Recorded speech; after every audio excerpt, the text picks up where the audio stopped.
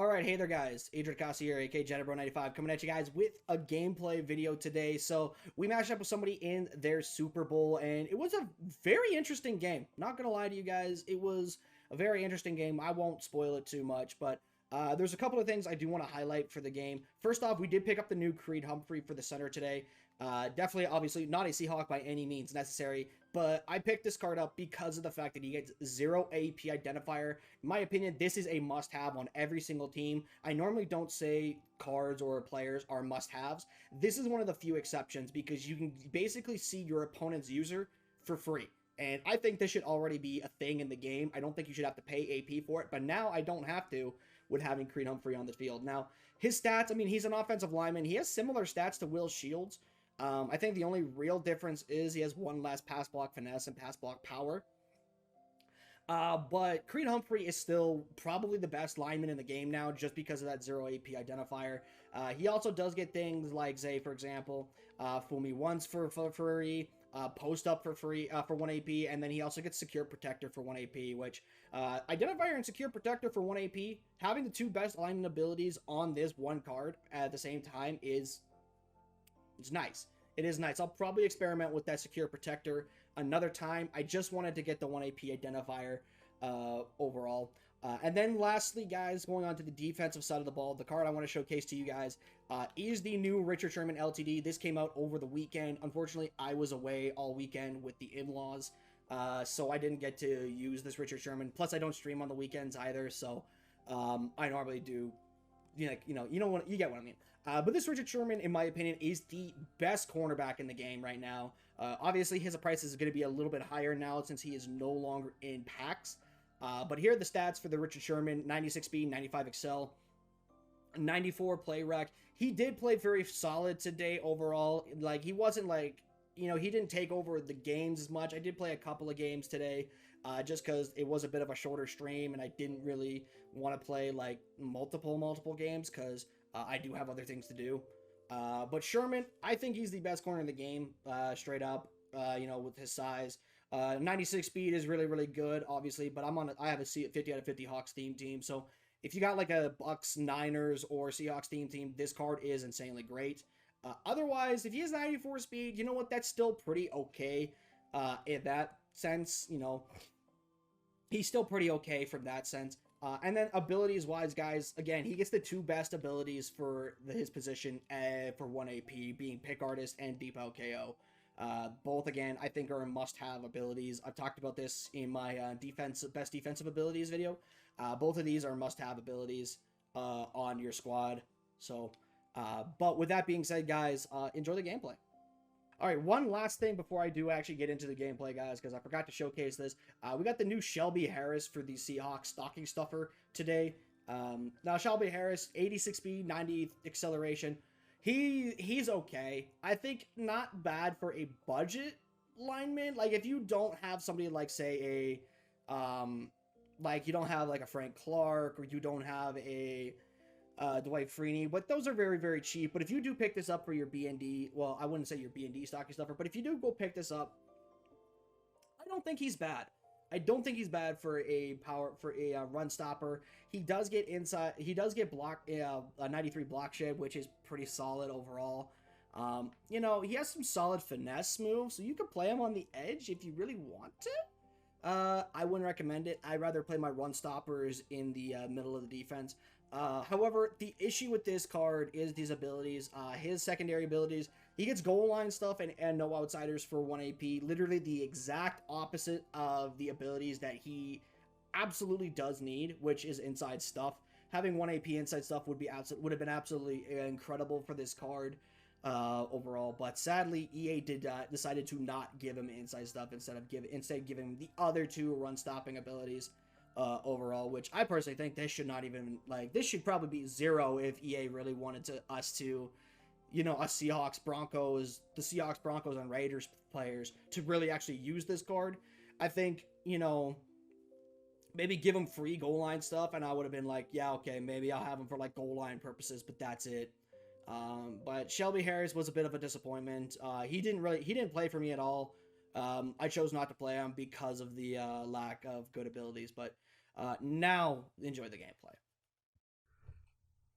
Alrighty, as you can see, guys, we're in my opponent's Super Bowl. I believe he has a zero chill theme team. I am not entirely sure, but we actually do start with the ball. We start at the 15. I tried to return it and didn't. Well, that didn't necessarily work out. So 1st and 10, do a bit of an RPO. He actually does break it up. So 2nd and 10, 2nd and 11 here. I'm checking his abilities just real quick. Just looking around, see what we got. I do think this is cover 3, and let alone this is cover 3. But I take the flat to Greg Olsen because I do see that the curl flat is dropping about 10 yards back. So 3rd and 7 here, looking to convert early in the game. We just take the flag to Jerry Rice, and he actually does hold on to the ball and gets a 1st down on top of it. So really good start there. Really good thing to hold on to the ball there. I absolutely thought he was going to drop the ball. 1st and 10 on the next set of downs. I do take this vertical seam shot down the middle here.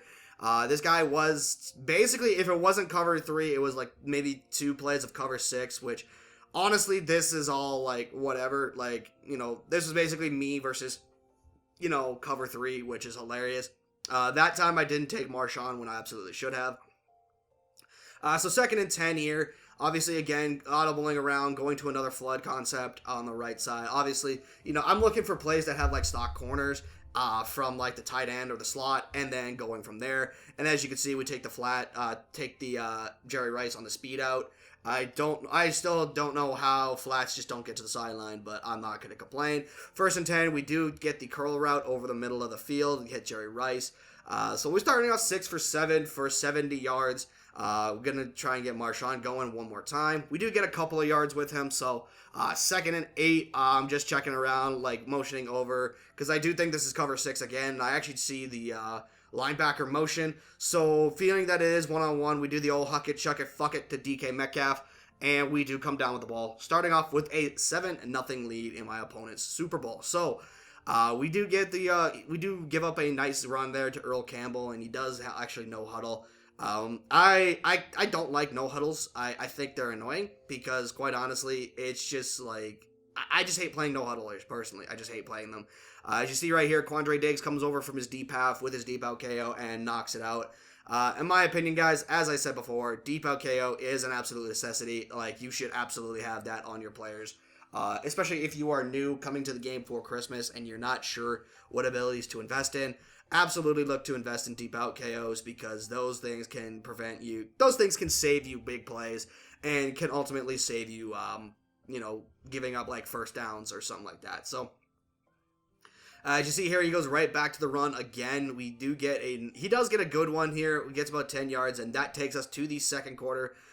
Mesh spot here out of, I think it was tight. I think that was tight doubles. I can't remember exactly, but we do get the, it was gun tight. So, you do get he does get the 1st down on that. So 1st and 10, obviously, again, man coverage. I call him man on that one. So obviously mesh is going to beat man coverage because that is just what it's designed to do.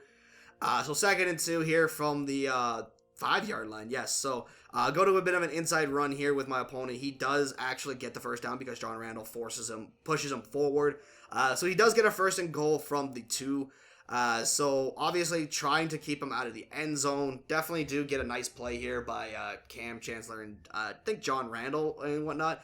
2nd and goal, tries a QB sneak. We do get a QB sneak stop. 3rd and goal, he no huddles, tries it again. I believe he tried it again. Yes, he did try it again. I'm recording this because this gameplay was from yesterday, guys. So I'm getting to it today. 4th and goal, he goes to the slant here. Wagner does not react and does not get to the ball. And unfortunately, he does get a He does get a touchdown and ultimately ties up the game. So, new set of downs here. We do go to a nice counter run. We find a bit of a gap in the middle of the line. And we do get 9 yards on that, which takes us to the 2-minute warning. Now, again, I know he's in cover 3. Now, I made a mistake with this play. I wanted to put Greg Olsen on a flat and then motion him over to form a flood concept to form the flood on the right side of the field. But I snapped the ball way too early, and therefore he ended up blocking instead of actually getting into the flat. So 3rd and inches here. We're looking at a double seam shot with a curl flat on the right. I did have Marshawn Lynch, just noticing that now, but I do take Olsen to the flat. We do get a 1st down. 1st and 10 here. We do take Olsen on the quick flat. However, for some reason, he drops the ball. We got a late breakup from my opponent for some reason. He did not have like flat zone KO, so I would have thought he would have held on to the ball there, but he didn't. So 2nd and 10, again, just taking the flats. Whatever. If you guys give me the flats, if you ever match up with me, I will not hesitate to take them. Right here, I was looking for a flag. I should have passed it to Marshawn Lynch, but we ultimately punt and give him a new set. Give him the ball on the 25. Or the 20, I think it was inside the 20. So 2nd and 2 here. We got this big nickel over G glitch. I'm trying to press the receivers, but unfortunately because of that, with the big nickel over G glitch, the safeties flip if you have auto flip turned on. It's so bad. I have no idea how EA has yet to fucking fix that.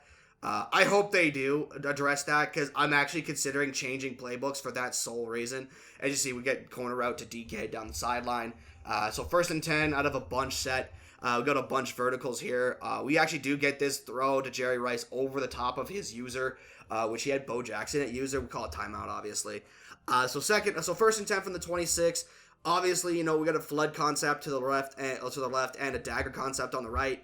We actually do take Marshawn Lynch on the check down, and we actually do take it in for a 26-yard touchdown. So great way to tie the game up just before the end of the quarter, and go in at a halftime with a tie game is always better than going in a half down 7. So, or at least, normally that is the case. Sometimes, you feel like you're fine going into the half down 7 because you're doing fine and, your opponent isn't the brightest. I'm not going to say that about this dude, because this dude right there, he absolutely should have caught that ball, but for some reason EA just did not let him catch it. So 3rd and 10 here, we're in, cover 3 sky. Me personally, I do base align, like 95% of the time. The only time I won't base align is if it's like inside the goal line, like inside the 10, and I'm trying to prevent the quick flats, real fast for like people that are going to be playing that. But he doesn't take that end zone shot for some reason, and we actually do give up. I do get the tackle and get into the half tied. So he does have the ball to start. So obviously got to come out and get a stop on defense. But talking about the base aligning stuff, guys, like obviously it's great that I like base align because it forces people to make post snap reads. You can't necessarily just know where you're going with the ball because you're going to get the same look every single time. The only maybe thing that you'll probably get is the fact that I'm pressing or showing blitz. As you see right there, Mike Evans just completely trucks Richard Sherman for some reason. Yeah, that was kind of funny overall. But here we actually he does go to a mesh spot, but we actually bait him into the over the ball route. We do get the pick with Cam. So yes, great stop there overall. Obviously, trying to get a stop out of half, and we ultimately do that. So again, 1st and 10, take the flat to Jerry. Obviously, take your flats. I can't say that enough when you're playing this game. Take your flats. If my opponents give me the quick flats or give me the flats to Marshawn, to my running back or my receiver or my tight ends, I'm going to take them. I'm obviously going to take them. I'm not going to just not do that because, it's like 5-6 yards right there, right? It's like 4, 5, 6 yards. And that could be like the difference between a first down conversion and a, not converting on first down and, not moving the chain. So we get that speed out to Jerry Rice once again. 1st and 10 from the 33. Call a bit of a dagger concept with a backside comeback route. We just take Marshawn Lynch on the check and release with the running back. So 2nd and 2. Once again, this time he actually does go to a bit of a man blitz. I recognize that perfectly and actually do get the ball to DK on the curl route. 1st and 10, once again, it is single coverage. So again, we do the old huck it, chuck it, fuck it with Metcalf. And he comes down with it once again and gets the touchdown. Guys, if you are not using red zone threat, I think you absolutely should have one red zone threat on your team. I would recommend, if you are going to put on the ability, have it on your outside wide receiver, like the guys that you have lined up on your X receivers. Don't have it on your tight ends or your slot receivers, because quite honestly, that ability is not going to activate as much. You're going to get much more one-on-one coverages on the outside than you will with, in the slot or a tight end. As you see, we do get a pick 6 with Quandre Diggs. And that ultimately ended the game. He ended up quitting out of his own Super Bowl. So that was the end of the video, guys. Thank you guys for watching. Hope you guys did enjoy. If you guys did, hit the like button below. Subscribe if you guys are new to the channel. We got Seahawks theme team and Eagles theme team lineup updates coming this week. I don't know when specifically. They could be tomorrow or Thursday, but I will have one or the other tomorrow, and then the other one will be Friday. But enjoy your guys' night. I'll talk to you guys in the next video. I'm out. Peace.